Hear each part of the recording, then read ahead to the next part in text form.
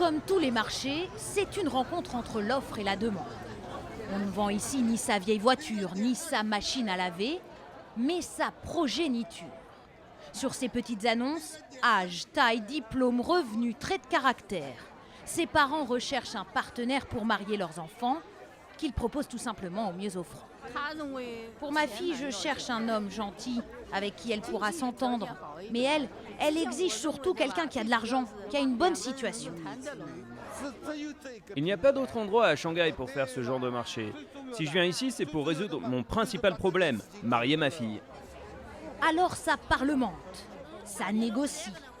Parfois même, ça refuse, tout net. Celui-ci propose son fils, ni fumeur ni buveur, pas de crédit, une seule demande et elle est de taille, jeune fille en surpoids, s'abstenir. Car ils ont beau être angoissés, ses parents, ils sont tout de même exigeants. Ah non, ça ne va pas. Ma fille, elle a un master et lui, la regarde, il a simplement un niveau bac, c'est trop juste. À Shanghai, trouver l'âme sœur relève parfois de la gageure. D'autant que les parents chinois ne rigolent pas avec le mariage, c'est une question de principe. Passé la trentaine, le célibat est en Chine considéré comme une forme d'échec social. Or, il y a ici près de 30 millions d'hommes célibataires, beaucoup plus que de femmes, et c'est bien ce qui inquiète les parents.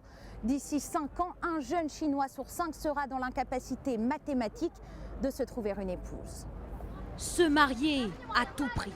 Sur les épaules de ces jeunes hommes, la pression est énorme.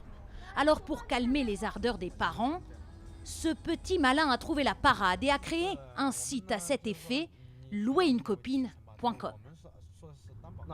J'ai 26 ans et depuis 2 ou 3 ans déjà, mes parents me harcèlent pour que je leur ramène quelqu'un.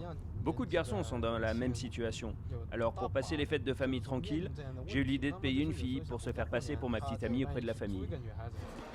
Son business est florissant. Et voici celle qui accepte de jouer les fausses fiancées pour environ 100 € par jour.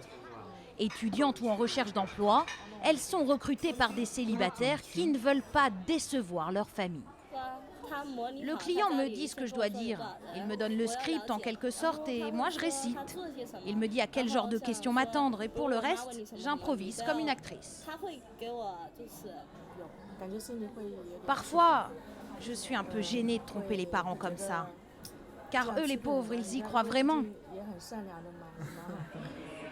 Une pointe de cynisme qui ne doit pas faire oublier que malgré tout en Chine, trouver l'amour, ce n'est pas non plus totalement impossible.